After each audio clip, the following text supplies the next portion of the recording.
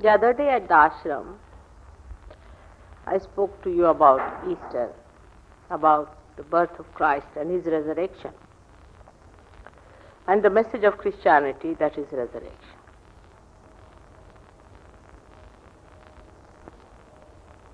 An egg is a very significant thing, and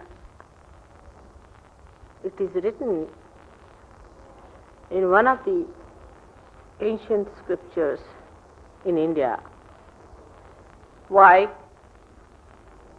Easter should be celebrated with an egg. It's most surprising. It's very clear there if one can see how Christ is symbolized as an egg. Now, what is an egg? In Sanskrit language, a Brahmin is called as Dvijaha. Dvihi Jayati means the one who is born twice. And a bird is also called, any bird is called as a Dvijaha, means twice born. Because first the bird is born as an egg and then reborn as a bird. In the same way, a human being is born as an egg and then is born as a realized soul.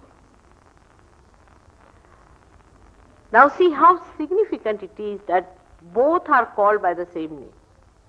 No other animal is called as Dvija unless and until it has an egg form first and then it comes out as another thing. For example, no mammals, none of the mammals are called as Dvija except for human beings.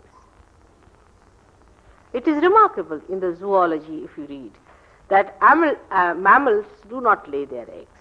They give birth directly to their children. And we are also mammals. But despite that, human beings are called as Dvijaha, just like birds. So that means human beings, when they are born, are eggs, or they become eggs. How do they become eggs? Is the way our ego and superego develop within us. Now you all being only Sahajogis, I think you understand what I am saying. When the ego and superego, what's this supposed to be? When the ego and superego, there's no chart, is it? Develop in a human being to the full extent and the fontanelle bone area is completely calcified, then you become an egg.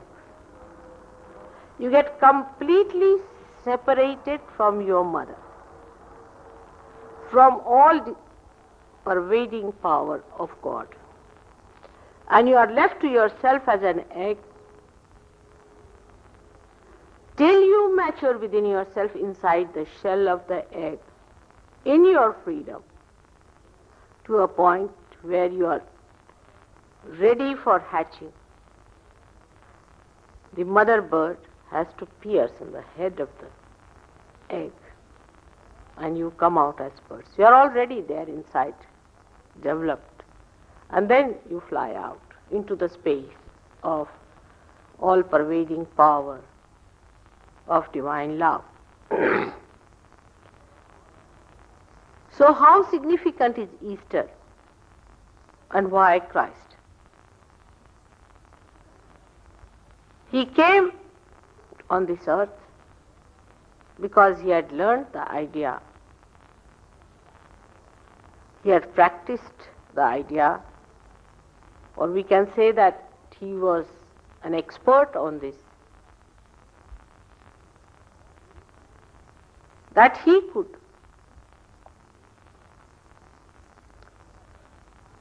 himself surpass that hurdle by which he becomes Vadija. But he was that already. But how are you to believe that you can be Dvijas? You can be reborn. It was said by every religion, by every prophet, that you are to be born again.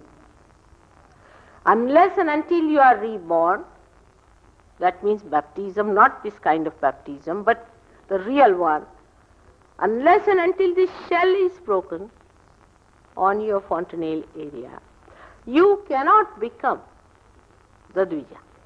It is written in all the scriptures, said by all the prophets.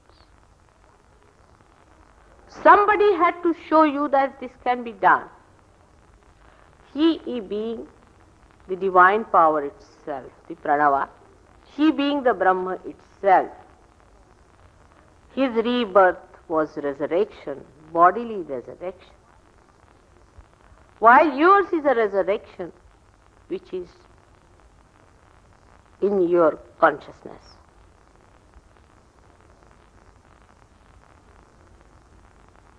And you see it clearly. This is what Easter is. Now we have to face in Sahaja Yoga ourselves in a full way. Christ was too great, but he came on this earth like an ordinary human being, went through all the pains and pangs of life, overcome the hurdle and became the eternal life. He was eternal life and he became eternal life and he is eternal life. But to show you that you have to also become eternal life, your consciousness must reside in that eternal life.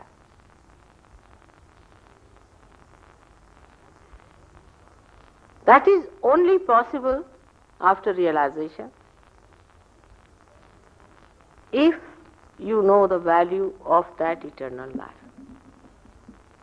If that is your priority, if that is the highest, and you have to achieve that and nothing else. But actually, we have been identified with so many things, like we can say in the egg stage we had the yolk and all these things, and we got contaminated by all the surroundings, that even when we are resurrected, we cannot identify ourselves with the open space. Still our wings have to grow. Still we are afraid to fly. And at that time, you are to be looked after.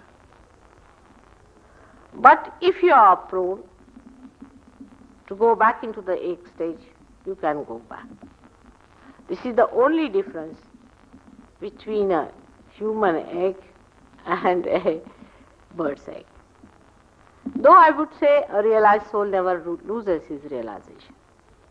But it can be so much overclouded that could be that the growth is stunted. The atmosphere in which you live is responsible for that.